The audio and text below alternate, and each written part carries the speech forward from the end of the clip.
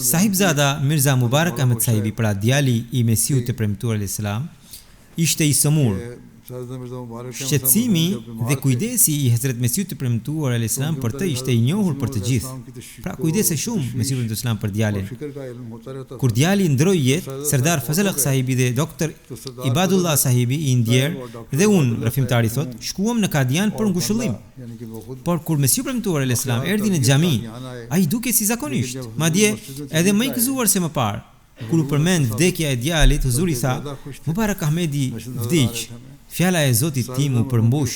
Ai më kishte njoftuar më herët se ky djalë ose do të vdiste shpejt ose do të bëhej shumë shpejt një njeri thellësisht I lidhur me Allahun.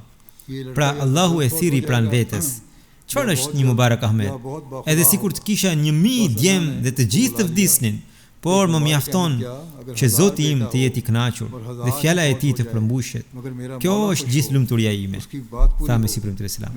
Rrëfimtari thot, ne kishim shkuar për të shprehur ndhimbje, por duke parë këtë situatë asnjëri prej nesh nuk pati guximin të shfaqte ndonjë shenjë pikëllimi.